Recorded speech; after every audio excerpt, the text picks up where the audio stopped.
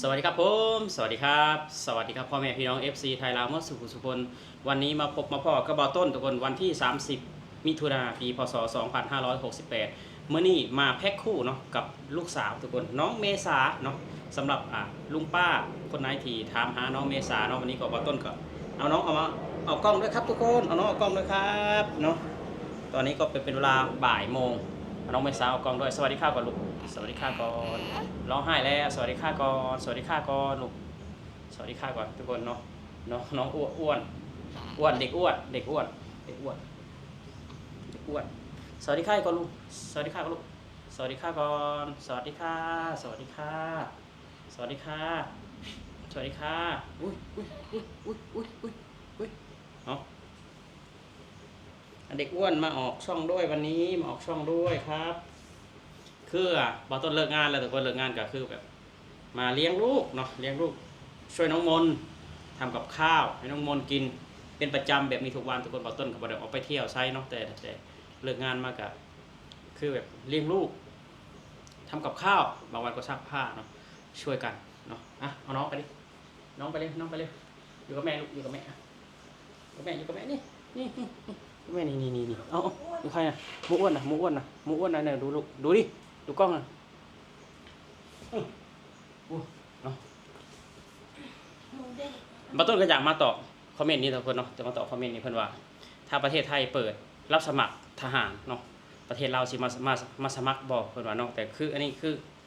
คอมเมนต์กันเล่นๆเนาะคอมเมนต์กันเล่นๆแต่ว่าคืออยู่ต่างประเทศก็มีเนาะทหารรับจ้างเนี่ยก็มีทุกคนบางประเทศก็ไปเป็นทหาร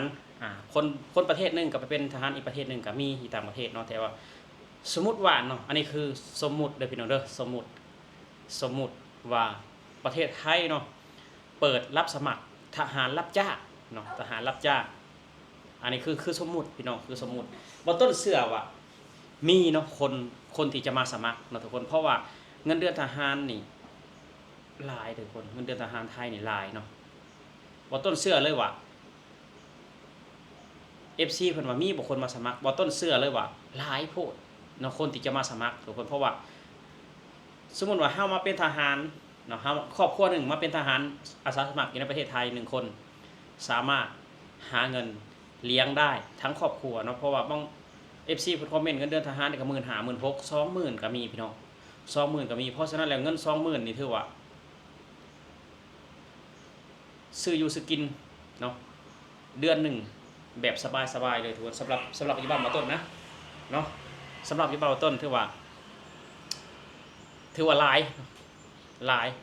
เงินเดือนทหารไทยนี่หลายแหละหลายคนสิมาทุกคนหลายคนก็สิมาหนึ่งนี่ก็บ่ต้นแหละบ่ต้นก็สิไปคือกันทุกคนถ้าว่าประเทศไทยสมัครเนาะถ้าว่าประเทศไทยสมัครน้องมนว่าบ่ต้นนี่ไปบ่ได้บ่ต้นเตี้ยเนาะบ่ต้นเป็นคนเตี้ยเพราะว่าเกณฑ์ความสูงบ่ถึงทุกคนคือบ่ต้นเลย150กว่าคือว่าทหารไทยเพิ่นก็เอา160ขึ้นไปเนาะ160ขึ้นไปคือว่าคือเตี้ยคือบ่ต้นนี่ย่านเพิ่นบ่รับเนาะถ้าว่าเพิ่นรับนะบ่ต้นก็สิไปนะทุกคนไปนะเพราะว่าเงินเดือนนี่ก็หลายนะถ้าเป็นอาสาสมัครในประเทศไทยแล้วก็เสื้อผ้าเนาะหรือว่าชุดทหารนี่ก็ได้ใส่แล้วถือว่าเท่นะในชีวิตนึงนะทุกคนแบบว่าบ่ต้นอยากใส่แล้วก็ถ่ายรูปเก็บเป็นที่ระลึกนะเนาะเก็บเป็นที่ระลึกทหารไทยนี่ถือว่าใส่ชุดนี่เท่เนียบเนาะทุกคนเนาะเท่เนี่ยเท่เนียบแล้วก็อันนั้นหุ่นดีอีกนี่ทุกคนเนาะบ่ต้นขออนุญาตเนาะนี่ทุกคนบ่ต้นขออนุญาตเบิ่งแน่ทุกคนนี่คือทหารไทยนะครับทุกคนเบิ่งแขนเนาะเบิ่งแขนเบิ่งกล้ามเบิ่งแขนเบิ่งกล้ามทุกคนเนาะเหมือนทหารอเมริกันเลยทุกคนเหมือนทหารสหรัฐเลยแต่ว่าผิวสีเนาะโบคือเขาซื่อแต่ว่ารูปร่างเนาะความใหญ่ความบึกเนาะความฟิตเหมือนทหารอเมริกันเลยทุกคนเนาะนี่เท่บ่พี่น้องวะบ่ต้นอยากถามคนลาวหลายๆคนว่าทหารไทยเนี่ยเพิ่นเท่บ่เพิ่นเป็นตาย้านบ่ทุกเบิ่งแขนเพิ่นนี่ทุกคนเบิ่งแขนเนาะคือแบบว่าทหารนี่ทุกคนทหารเพิ่นต้องออกกำลังกาย กินอาหารในครบ5หมู่เนาะทุกคนบ่แม่นว่าสิหาทหารอ้วนทหารนี่มีพุงเนาะบ่มีพุงทหารนี่ถือว่ามีหน่อยคือไว้แบบมีซิกแพคทุกคน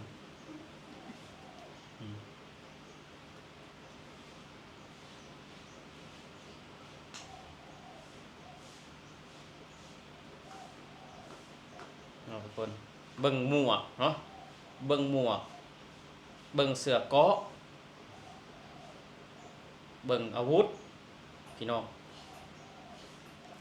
อันนี้บ่ต้นจะถามอีกว่าทหารยังอันนี้ทุกคนเนาะอันนี้ทหารยังพี่น้อง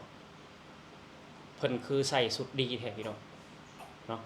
เพิ่นคือสิแข็งแรงเพิ่นสิแข็งแกร่งแท้พี่น้องทหารยังอันก็ฝาก FC บอกว่าต้นนี่เด้อทุกคนเนาะว่าต้นอยากรู้จักว่ากองกำลังอีหยังอันนี้เนาะกองกำลังอีหยัง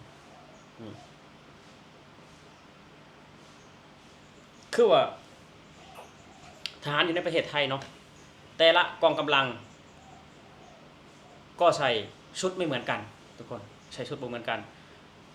คือบ้านบ่ต้นนี่ถ้าทหารก็จะเป็นชุดลายพรางเขียวเนาะลายพรางเขียวอาจจะไม่มีดำแบบนี้นะไม่มีดำแต่ว่าอยู่ในประเทศไทยนี่คือแบบมีหลายรูปแบบเนาะเพราะว่าคือความชัดเจนเนาะคือความชัดเจนของประเทศไทยเพราะฉะนั้นแล้วทหารแต่ละหน่วยแต่ละกรมกองเนาะเพิ่นสิใส่แบบสีเสื้อแตกต่างกันเนาะสีเสื้อแตกต่างกันทุกคนพี่น้องเอ้ย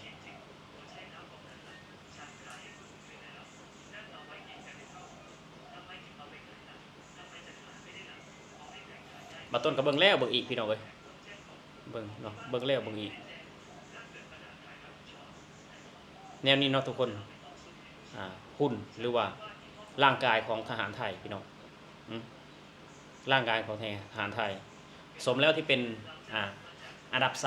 3อันดับที่25ของโลกเนาะอันดับ3ในอาเซียนทุกคนเป็นรองแค่อินโดนีเซียแล้วก็เวียดนามเนาะ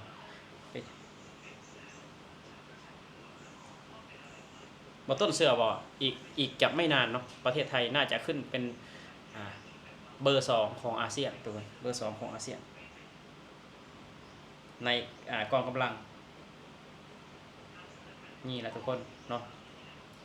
ก็คือว่า FC เพิ่นคอมเมนต์ว่าถ้าว่าประเทศไทยเนาะสมัครเนาะทหารประเทศลาว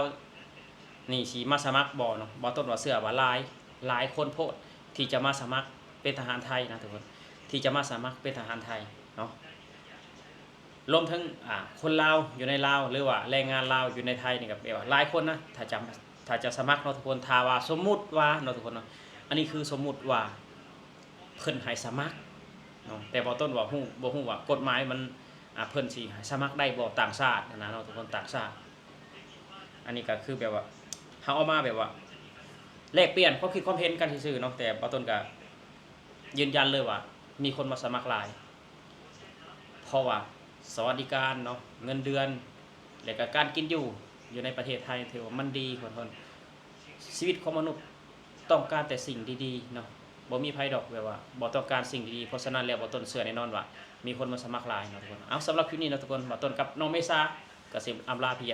อำลาน้องก็ขอบคุณ FC ทุกคนที่เข้ามาให้กำลังใจบ่ต้นเนาะคือว่าลงคลิปซ้ายๆแน่มื้อนี้ก็มาก็เลี้ยงลูกแล้วก็เฮ็ดกับข้าวให้น้องมนเนาะมื้อนี้ก็บ่ต้นเฮ็ดไก่ใต้น้ำทุกคนเนาะบ่ต้นซื้อไก่เหนียวมาทำไก่ใต้น้ำให้น้องมนกินเนาะตอนนี้ก็คือแบบอาบน้ำให้ลูกแล้วลูกนอนเนาะบ่ต้นก็ได้มาอัดคลิปสู่พี่สู่น้องคือเก่าเนาะสำหรับคลิปนี้เนาะก็ฝากกด Subscribe กดไลค์กดแชร์เพื่อเป็นกำลังใจให้บ่ต้นให้คลิปต่อๆไปเนาะก็ขอให้พ่อแม่พี่น้องเมื่อสุขสุขคนจงมีแต่ความสุขความเจริญขอให้